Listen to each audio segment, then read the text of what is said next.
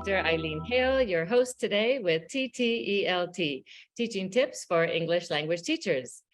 I have a new board member joining us today, Melanie Gobert, who has served as the past president of TESOL Arabia and is serving as the chair for the conference of TESOL Arabia in 2023. Welcome, Melanie. We're thrilled to have you as a new board member and as a podcast guest for us today. Thank you for making the time to join us. Thank you very much for having me. So today our topic is going to be around the myths of learning language. This is based on some work that Melanie is very familiar with. Melanie, would you like to give a little background on what's behind the myths of language learning? Well, actually, it's from an article written by Willy Renandia, who is from the Singapore Institute of Education, about the faulty beliefs that teachers need to unlearn. He has a Facebook group with about 10,000 members called Professional Voices Teacher Development. And I read it the other day because I am a member of some Facebook groups who discuss teaching issues, and it struck a chord. Okay, so we were just going to focus on 3 of those myths today because he has quite a few. Would you like to introduce the first one we had talked about? Well, the first myth is people who begin second language learning at a young age will be more successful. And I do have a few things to say about this, but I welcome you to jump in whenever you want to. I mean, when I was working in Saudi Arabia, I lived next door to a woman a French woman who'd spent a lot of her childhood in the United States, and her parents always sent her to English language camps in the summer. Now, she spoke English really well, but she didn't have very much vocabulary or grammar, but her accent was not a French accent, let's say, because she learned when she was young. And I just remember one time, many times she couldn't think of the word she wanted to say, and I'd have to give her the word, but no accent. And for me, like, I have recently been learning Dutch. I recently moved to Belgium on the Dutch side, even though I speak French. And I have met actually many refugees and many immigrants to Belgium, including an Iraqi man. And he speaks extremely fluent Dutch, but with an accent. But I mean, he learned it as an adult. He migrated to Belgium as an adult. So I think it has a lot to do with motivation. It doesn't have to just do with nature. And when I actually learned French and when I learned Swahili, I was actually living in Zaire, and they encouraged us to talk to children because they use simple vocabulary and simple words. I think that's a good way to learn. Now, I don't want to underestimate the importance of accent when you speak a language, because I have noticed a lot of teacherpreneurs are giving special classes and helping people get rid of their accents if they do have a strong accent, and it has to do with employability. So you have a lot of people migrating to America, migrating to the UK, and if they don't have, a posh British accent or what we call it, a CNN accent, so people are willing to pay to speak English in a certain way. And I do think it's difficult to not have an accent if you learn as an adult, but it is achievable if you are motivated and you have the right teacher.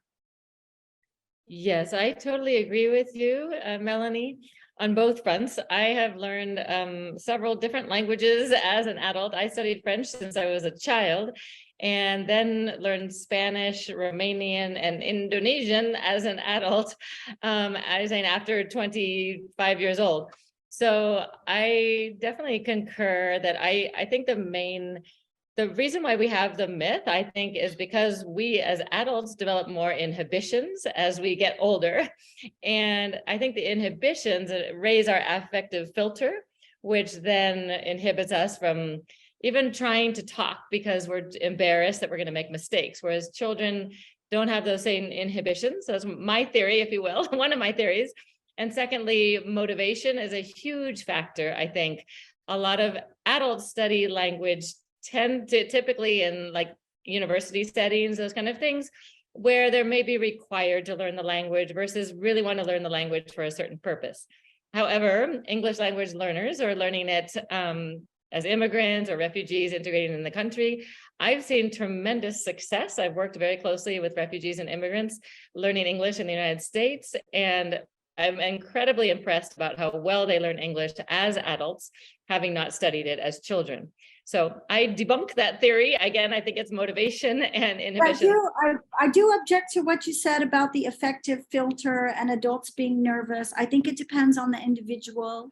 It wasn't Sure. important to me if I had a good French accent or not. It wasn't important to me if I was mistaken for a French speaker, nor was it important for me to have a perfect Dutch accent. So I didn't have a very high affective filter, but I mean, I think this depends also, you know, on Catro's inner and outer circles of English. Of course, of course. I think you're unique though, and not having those inhibitions. I think a lot of other people are more inhibited, but I agree with you 100%. It all depends on the personality of the individual. So Yeah. let's jump So into. don't mind if you make mistakes, basically. Yeah, exactly. You know, speakers of the language are not tuning in on your mistakes, whether they're accent or grammar or vocabulary. Maybe not your teacher, but a real native speaker is going to try to help you speak the language and feed you what you need. So takeaway tips for our listeners and our teachers out there is to help your learners realize that, help them bring down their affective filter if they have them, and realize that the pronunciation isn't so important. It's just they need to start producing the language and encourage that production of language. Yeah. Great, let's jump into myth number 2 about the mother tongue. Which is, yeah, we stop using the mother tongue, don't use the mother tongue in classes. I think this comes from the communicative language teaching that was very prominent, I think, in the 80s. And, you know, I actually met a Portuguese woman married to an American in Riyadh. She was a hairdresser. I went there to get my hair done, and she was sending her child to the American school. And they'd actually told the woman, don't speak Portuguese at home with your child. For me, this was very shocking. I mean, I also raised my children in a bilingual household. My husband always spoke French to them, and I always spoke English. So I think it kind of like makes the teacher's job easier, but then you deprive your children of the gift of being bilingual, which I think is far more important than making the teacher's job easier, because children are like, their whole brain is geared toward learning languages, and they can learn 2 or 3 at once. And yes, they will mix them up a bit. And yes, they might lag behind their peers, but the gift of speaking more than one language is so important. And I'll give you another example of that, something new that's happening in the English language field. I think we all know about code switching. And when I actually did my MA, code switching was a way to say like poo-poo, you know, don't speak a little bit of French and then switch to a little bit of English and then switch back to French, because you are, you know, code switching. And it was like, it's, you know, not as good or as pure. And now here, like my children have grown up with Lebanese nationals who easily switch between English, French, and Arabic, and the demand that we put on their brains to accomplish that. And of course, all the new theory is about translanguaging. And I asked someone, okay, what is the difference between translanguaging and code switching? Well, code switching has negative connotations, but translanguaging simply means we use all of our language resources together to communicate.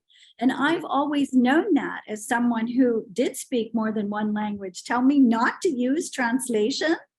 That was my original vocabulary notebook. So I think we should embrace that translanguaging, and that people can use all of their language resources to communicate. And many languages, it's not just English, nowadays use words from other languages, and that the cognates are great. So, you know, stop using the mother tongue, stop using the mother tongue in the classroom. I don't think so.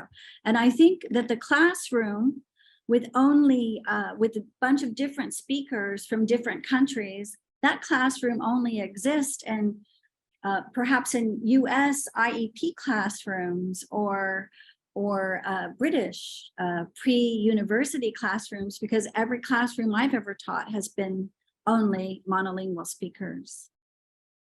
Yes, I agree with you 100% on on the myth of not using the mother tongue. I taught in the bilingual education department for a number of years at Boise State University. And even years ago, we had the whole philosophy again to the importance of building on the students' background knowledge, be it Spanish, for example, in this case in Idaho, there's a large Spanish population, which we worked with in the bilingual ed department. And we always actually did the opposite. We really tried to build on the students' foundational language, their mother tongue, and use that as a stepping stone to build on that foundation again. And having that as a background can be a huge asset, rather than telling them not to use it and not to almost forget their mother tongue or not to speak it. And I too have taught at, sorry, go ahead. Sorry. Let's face it also, sometimes it's so much easier to show a picture of a strawberry than try to describe one for half an hour. Exactly, or say the word fresa in Spanish or whatever it might be, instead of, like you're saying, pantomiming and trying to find a picture of one if you don't have that accessible, right?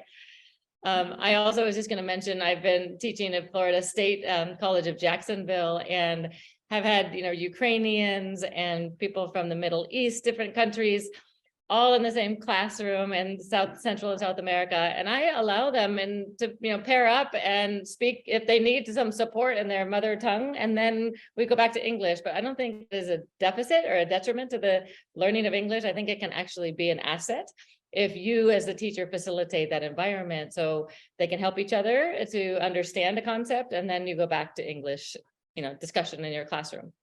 I actually think it's very funny, and it's a myth propagated a long time by certain qualifications. It's influenced by the communicative language approach, but perhaps also by some qualifications available in England, and you'll even be judged or evaluated on a teacher if you let the students use their own language, and I've even seen teachers evaluated poorly not to pass their probation period because they let some Arabic come in the classroom or Persian come in the classroom. And, but the truth is, the real truth, all teachers who are good teachers have always allowed some non-target language use in the classroom. Let's be real. I agree. And rather than make it hush hush, allow it and enable it in a positive way so that people feel their first language is embraced and supported. And again, use it as a foundation for building on. I agree with you. And there's a new term for it. It's called translanguaging. Great. I like all the new terminology. Thank you, Melanie. So our last, very briefly, myth is grammar focus, how we tend to focus a lot on grammar as a way to learn master language. Could you quickly address that one for us? I have something to say about that. We've all heard the statement that, without grammar, you can't say very much, but with vocabulary, you can't say, without vocabulary, you can't say anything. We all know that's true. And if you're speaking to a native speaker and you say, yesterday I ate my shoes, that doesn't make any sense. But if you say, yesterday I eat my breakfast, they understand perfectly. Okay, I think like native speakers are much more forgiving of grammar mistakes than teachers. So we have to ask ourselves, why do teachers and students like doing, and it's not just teachers, students also like doing grammar. We have to admit there's something so comforting about filling in those gap fills. It's almost like a crossword puzzle or Wordle, right? I mean, it's very comforting for the teachers. It's not much work. And for the students, it's very comforting. And this methodology was used a lot when I first started teaching in the Gulf area. And it is very comforting. So I don't think we should forbid grammar gap fills, but we should keep them in their place. Now, I would like to give just one example of, and teachers, of course, love grammar. That's why we became teachers of English as a second language, because we're all good at grammar and we love it, and that's how we learn. But that's not necessarily true for students that may be doctors or engineers or graphic designers. They don't necessarily love grammar as much as we do. And some people who are language learners have a firm foundation of grammar in their own language, but others don't. Arabic has a very highly sophisticated grammar, and they say that you have to study it up to university level to be proficient in it. So that doesn't really help my students if I talk about nouns or verbs. They might not exactly understand this meta language for learning. But the last thing I will say is some of my very best language learners that I have ever taught were video gamers. And I'm sure other teachers have experienced this around the world. And they weren't always like A students from school by the time I got them and taught them, but they could say things like, I will have been using this for 2 weeks, and things like, I will have been having, my mother-in-law live with me for 4 years. And I think I was making notes. I think this tense, it's called the future perfect passive continuous. It's extremely rare. But I have heard gamers use that tense automatically. So, I mean, people will learn grammar when they learn a language, but not necessarily by overtly studying it. And that's my experience also in learning Dutch and French. Right. And I too believe that you can learn grammar subconsciously. One technique that I use a lot is through music. And also, as you mentioned earlier, speaking with children, you learn a lot in the subconscious level of grammar. But I agree with you also, there's so many books with all the grammar focus on them. And that's, I think, why we get in that rut, if you will. Very comforting. Sometimes I just want to do gut feel grammar at the end of the day.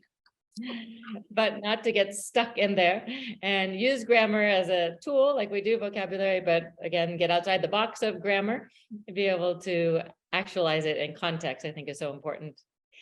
Well, now that we've wrapped up a couple of those myths, we will put the reference to this article in our show notes, and are very thankful for your time today, Melanie, with debunking some of these myths for English language teachers. We'd love to have you join us again for a future episode. My pleasure. Thank you very much for having me.